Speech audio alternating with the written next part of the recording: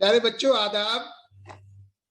आपको मालूम है कि हम हर हफ्ते आपके लिए जो है बहुत सारी प्रेरणादायक कविता या नज़म लेकर आते हैं और ज़्यादातर हमने ऑडियो क्लिप्स बनाए हैं, मगर आज हम आपके लिए कुछ स्पेशल करने जा रहे हैं। आज की हमारी मेहमान हैं अंजू मल्होत्रा साहिबा, जो कि हिंदी की बहुत अच्छी शिक्षिका हैं और उन्होंने हमदर्द पब्लिक स्कूल से अपना हिंदी टीचर का जो करियर था वो वहां से शुरू किया। फाउंडर टीचर रहीं और 16 साल हमदर्द पब्लिक स्कूल में आप काम करने के बाद आज जो है lotus valley international school Noida, जो कि एक लग्जरी स्कूल है, उस स्कूल में आप हेड ऑफ द डिपार्टमेंट हैं, यानी हिंदी विभाग की अध्यक्षता आप करती हैं और बहुत अच्छा लिखती भी हैं। तो हमने सोचा कि आज आपको अंजू मल्होत्रा जी से मिलवाएं और उनसे हम उनकी वो प्रेरणादायक कविताएं सुनेंगे और वो क्या लिखती हैं, कैसा लिखती हैं, मैंने भी बहुत कुछ पढ़ा है, लेकिन आज हम सुनना चाहेंगे उनसे और उन्होंने हमें वक्त दिया। आइए मिलते हैं अंजू मल्होत्रा से। Miss Anju Malhotra. Good evening sir, good evening viewers. बहुत खुशी हो रही है मुझे आप सबसे मिलके। सबसे पहले बहुत बहुत धन्यवाद मुझे बुलाने के लिए, क्योंकि मैं इन दिनों देख रही थी आप बहुत इंस्पिरेशनल काम कर रहे थे, मुझे बहुत अच्छा लग रहा था, तो आज आपने मुझे बुलाया, मेरा मन बहुत खुश है। आपने वक्त निकाला, उसके लिए धन्यवाद। Thank you. तो आप कुछ बताएं अपने बारे में कि आपको ये जो लिखने का आपने, चूंकि मुझे नहीं मालूम था कि आप लिखती भी हैं बहुत देर में, मैंने देखा कि अरे अंजू मल्होत्रा तो लिखती भी हैं और लिखती हैं तो बहुत अच्छा लिखती हैं। ये जो लिखने की जो खासतौर से कविता लिखने की जो है, ये आपको कब से आपको लगा कि आप तो कविता लिखनी चाहिए? सर इसके पीछे बस एक छोटी सी बात है कि मैं जब कक्षा 9 में थी, 9th क्लास में थी, तो मैंने कुछ लिखा और मेरी हिंदी अध्यापिका जो आज भी अमृतसर में हैं और मेरे टच में हैं, जिन्हें मैं अपनी हर रचना सबसे पहले भेजती हूँ, उन्होंने मेरी इतनी तारीफ की, ऐसे मुझे बताया कि तुमने बिटिया बहुत अच्छा लिखा है, तो मुझे उन्होंने मान लीजिए कि हिंदी साहित्य के साहित्यकारों की तरह बस सिद्ध कर दिया, जबकि मैं आज मानती हूँ कि वो कुछ भी नहीं रहा होगा, 9th क्लास के बच्चे ने क्या लिखा होगा।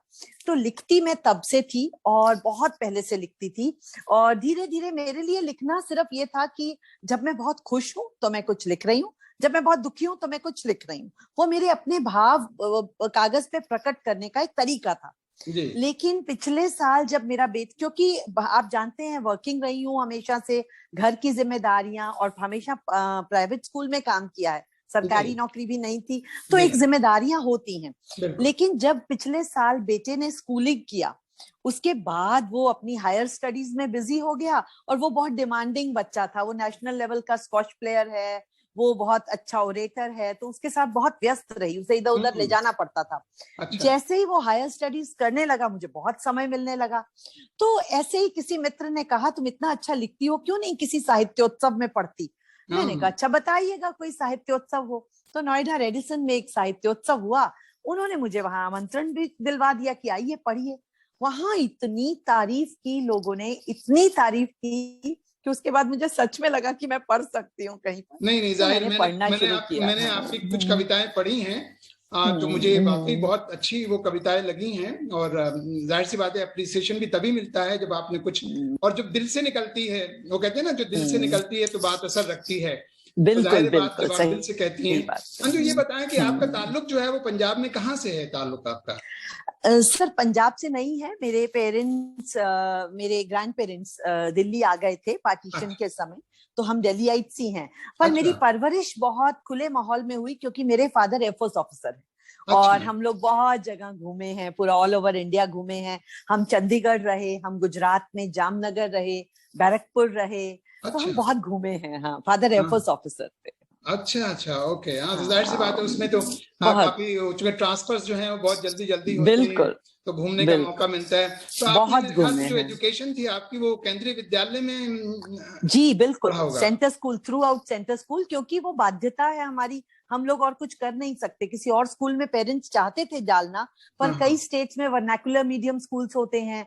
और जी फिर सेंटर स्कूल्स में एक अच्छी बात होती है कि अगर फादर का ट्रांसफर कभी भी हो जाए ना, तो बच्चे को वही करिकुलम और वही वहीं से शुरू करना पड़ता है। तो वो हाँ बड़ा अच्छा एक उनका लिंक होता है सेंटर स्कूल्स का। जी तो जी इसलिए पूरी पूरी स्कूलिंग सेंटर स्कूल से हुई है। हाँ हाँ।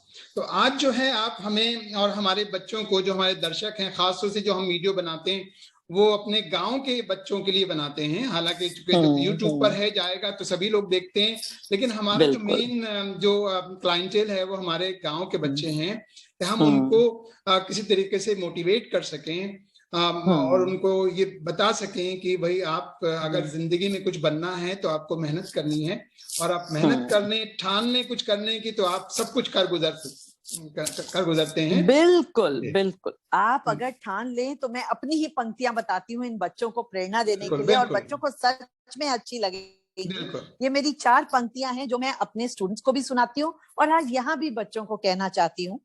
इरशाद। हुनर को सीमा में बंधना बिल्कुल न भाता है। सभी को मालूम है हुनर क्या होता है। हुनर, जी जी हुनर को सीमा में बंधना बिल्कुल न भाता है।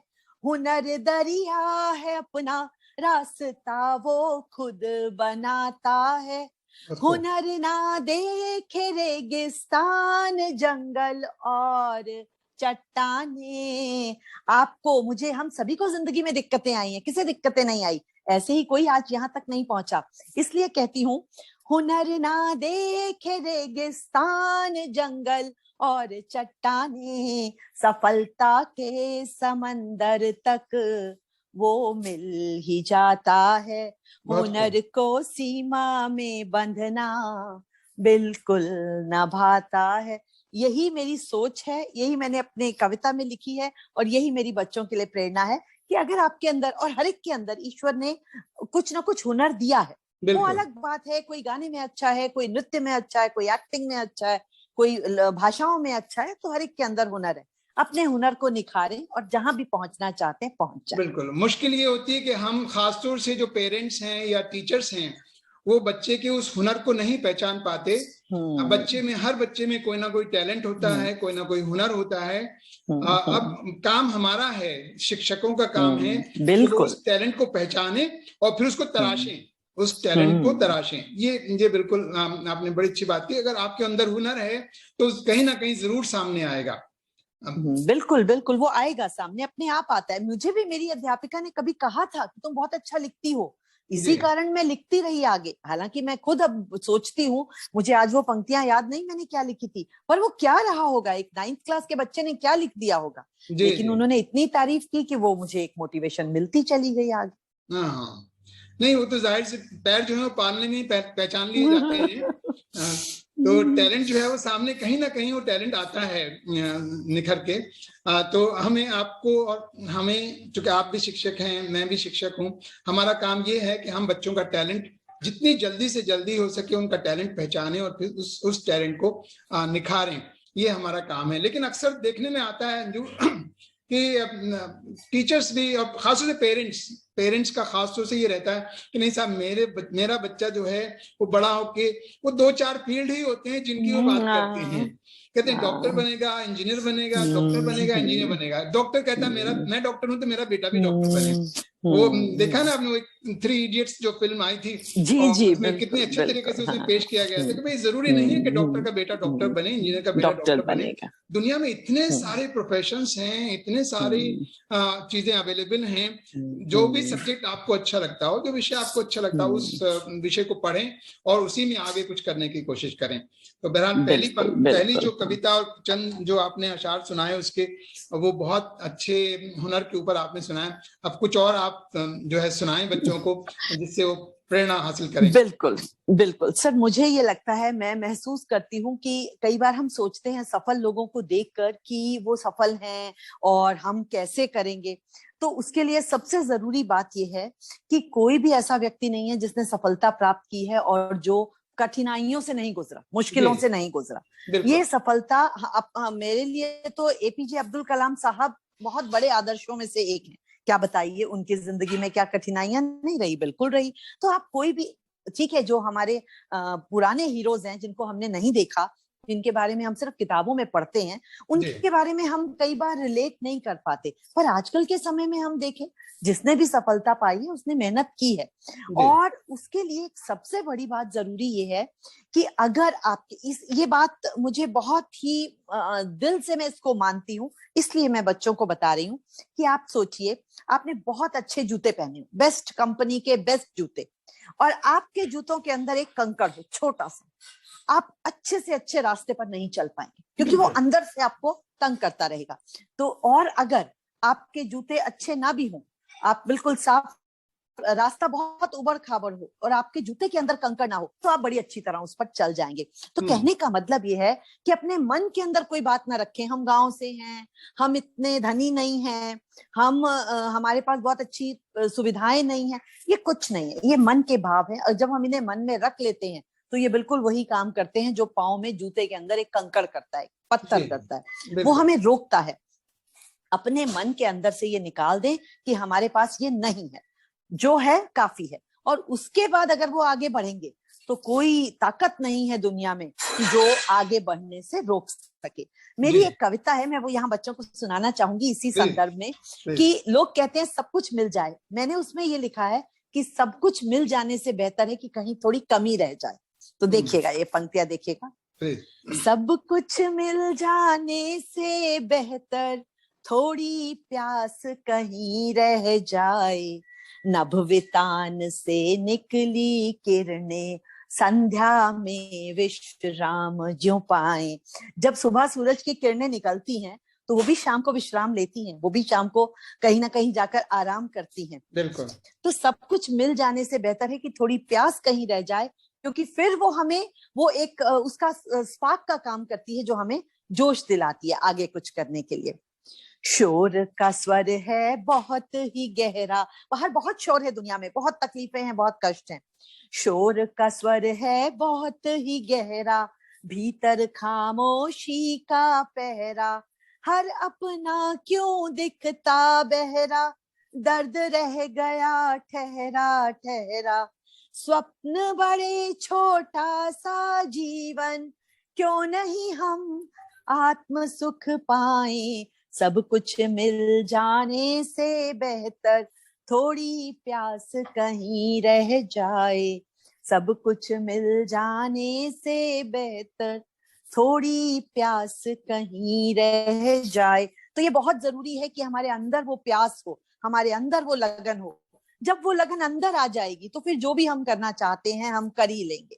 किसी ने बड़ा सही कहा है सर, ना थके हैं पाँव, मुझे नहीं पता किसने कहा है, ना थके हैं पाँव न हिम्मत हारी है, देखे हैं मैंने कई दौर अभी सफर जारी है। तो ये सफर जारी रहे, इसी में हमारी, हाँ इसी में हमारी। मुझे भी याद आया, इसी में किसी का शेर है, मंजिल की है तलाश तो दामन जुनून का थाम, राहों के रंग देख न तलवों के खाल देख। हाँ, तो अगर मंजिल की तलाश है तो बिल्कुल जुनूनी बनना पड़ता है, पागल बनना पड़ता है। और जाहिर सी बात है, ये जो आपने बात कही कि सब कुछ मिल जाने से बेहतर है थोड़ी सी प्यास कहीं रह जाए, कहीं रह जाए, तो प्यास रहेगी तो आप जरूर कहीं ना कहीं जो है वो प्यासा जो है वो पानी की तलाश में जरूर जो है हाथ पैर मारेगा। बिल्कुल बिल्कुल बिल्कुल। तो और कुछ क्या सुना रही हैं आप? अभी हमारे पास है टाइम, आप अच्छा, अभी 5-7 तो 10 मिनट का वक्त है हमारे पास। अगर टाइम है तो फिर मैं और सुनाती हूँ। बिल्कुल बिल्कुल। अच्छा, एक ये भी बात होती है सर कि जब हम सफल लोगों को या जिनको भी हम सफल मानते हैं, जब हम उनको देखते हैं तो मन में ये विचार आता है, अरे कई बार लोग किस्मत कहने लगते हैं, इसकी तो किस्मत बहुत अच्छी है। तो मैं उसे नहीं मानती, मैं ये मानती हूँ कि लोग बड़ी आसानी से कह देते हैं। आज मैं कहती हूँ मुझे 26 साल का पढ़ाने का तजुर्बा है, मुझे 26 साल का एक्सपीरियंस है, लेकिन वो 26 साल कैसे बीते ये मुझे मालूम है ना। बच्चे भी छोटे थे, घर भी देखा, जॉब भी देखा, शुरू में सीखा, आप तो थे मेरे साथ हमदर्द में जब मैं एग्जामिनेशन डिपार्टमेंट हैंडल कर रही थी, तो आपने देखा कि किस तरह से हमने चीजें आपसे, लता मैथ्यू मैम से हमने सीखी चीजें और सबसे सीख कर काम किया। तो मुझे ये लगता है कि जब कोई किसी सफल को देखते हैं तो हमें ये नहीं सोच लेना चाहिए कि उसको तो सब कुछ ऐसे ही मिल गया। किसी को ये दुनिया प्लेटर पे नहीं मिलती, ये सब उसको हासिल करना पड़ता है। तो तब मैं अपने लिए अपनी तरफ से कहती हूँ, सदियों तक पीड़ा सहकर हमने ये दौलत पाई है, घना उजाला दिखता बाहर पर भीतर तन्हाई है। सदियों तक दौलत सहकर हमने ये दौलत पाई है, घना उजाला दिखता बाहर पर भीतर तन्हाई है। अंतस में कई प्रश्न गूंजते, क्या ये पीर पराई है, रूखे सूखे सपने ढोना जीवन की सच्चाई है। तन पूरा मन रहे अधूरा, इसमें भी गहराई है, हार जीत की रीत ही झूठी ये तस्वीर दिखाई है। तो ये हार जीत की जो तस्वीर है ये झूठी है, हम गलत सोचते हैं कि हम ये हार गए ये जीत गए। अगर आप लगन से लगे हैं तो कहीं ना कहीं आप अपने लक्ष्य तक, जैसा मैंने आपको बताया कि हुनर को सीमा में बंधना भाता ही नहीं है, वो सफलता के समंदर तक पहुंच ही जाता है, वो जरूर एक ना एक दिन अपनी मंजिल को पा ही लेता है। जी जी, नहीं वो अंग्रेजी में एक बड़ी कहावत है, वो फेलियर जो है, actually failure is the first step to success. Step, हाँ बिल्कुल बिल्कुल। तो अगर आप फेल नहीं होते तो कामयाब भी नहीं हो सकते हैं, और जब कामयाबी की तरफ हम बढ़ते हैं तो कहीं ना कहीं फेल जरूर होते हैं, बिल्कुल बिल्कुल होते हैं। मिलती है। जी सर, जी सर। और एक ये छोटी छोटी खुशियों में भी, छोटी छोटी बातों में भी खुशियां ढूंढनी चाहिए। बच्चों से ये भी कहना चाहूंगी, दिनकर जी कहते हैं, छोटी छोटी खुशियों के क्षण निकल जाते हैं रोज यहाँ, फिर निज सुख प्रतीक्षा का रह जाता कोई अर्थ नहीं। हम छोटी छोटी खुशियों में जो खुशी नहीं ढूंढते, हम सीधा बड़ी खुशी चाहते हैं। वो बड़ी खुशी एकदम नहीं मिलती, सफलता धीरे धीरे आती है। सफलता को सफलता के रास्ते पे चलना पड़ता है, फिर वो मिलती है। तो जहाँ छोटी छोटी खुशियां रास्ते में मिले, जैसे बच्चे कोई इंटर स्कूल डिबेट जीते, उन्हें खुश होना चाहिए कि कम से कम उनके अंदर ओरेटरी स्किल्स हैं, वो अच्छा कर पा रहे हैं। फिर कहीं परीक्षा में अच्छे अंक आए, वो भी एक उपलब्धि है। तो छोटी छोटी खुशियों से खुश होते चले जाएं, और आगे जाके मंजिल उन्हीं की है, जरूर मिलेगी मंजिल उन्हें। बिल्कुल बिल्कुल, मंजिल उन्हीं को मिलती है जो मंजिल की तलाश में निकलते हैं। बिल्कुल। वो एक वो थी ना कविता, एक बूंद जो कविता है, हाँ, वो एक बूंद कविता पर है कि आप जब तक आप घर से निकलेंगे नहीं, और जब घर से निकलेंगे तो जाहिर सी बात है कठिनाइयां भी आएंगी रास्ते में, और बिल्कुल आती है, हर किसी को आई है, आपको हाँ, आई है, हमें आई है। आप बड़े लोगों से पूछिए जो बहुत सफल हो गए, उन्हें भी आई है कठिनाइयां। तो एक मुझे लगता है इसका हिस्सा है जिंदगी, हिस्सा है, बिल्कुल सफलता का हिस्सा है। अगर आप सफल हो ही नहीं सकते जब तक आप जो है कठिनाइयों के रास्ते से आप नहीं गुजरेंगे, तो आप सफल नहीं हो सकते हैं। नहीं हो सकते, नहीं हो बिल्कुल सकते। किसी शायर ने ये कहा था कि सुना है बोले तो बातों से फूल झड़ते हैं, ये बात है तो चलो बात करके देखते हैं। तो हमने अंजू मल्होत्रा के बारे में सुना था कि जब बोलती हैं तो फूल झड़ते हैं, तो आज आपकी बात सुन मिली, और वाकई आपने बहुत ही अच्छी अच्छी बातें बच्चों को बताई हैं। उसके लिए मैं आपका तहे दिल से शुक्र अदा करता हूं कि आपने अपने कीमती वक्त से हमारे लिए वक्त निकाला। बहुत बहुत शुक्रिया अंजू। हम फिर आपको जो है फिर किसी और रोज जो है आपसे वक्त मांगेंगे, और फिर आपसे कुछ सुनेंगे, और खास तौर से ऐसी बातें जो बच्चों को प्रेरणा दे सकें, कुछ आगे बढ़ने की, कुछ कर गुजरने की। बहुत बहुत शुक्रिया अंजू।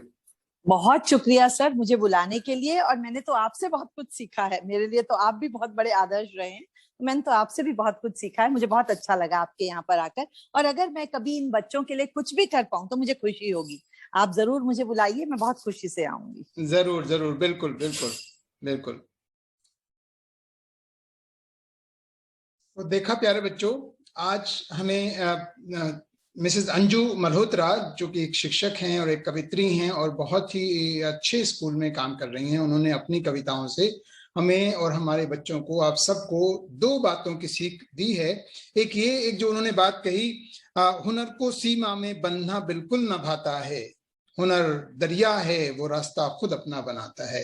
यानी हुनर जो है, अगर आपके पास कोई हुनर है तो वो एक ऐसा समुद्र है जो अपना रास्ता खुद बनाता है। वो एक ऐसा दरिया है, समुद्र नहीं, वो एक ऐसा दरिया है जो अपना रास्ता खुद बनाता है।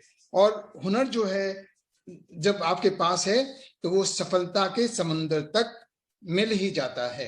तो आजकल जमाना भी स्किल्स का है, हुनर का है, तो आपको कोई ना कोई स्किल सीखनी है। जब आपके पास हुनर होगा तो आप खुद ब खुद जो है आपका रास्ता बन जाएगा और आप कहीं ना कहीं जाकर जरूर सफल होंगे।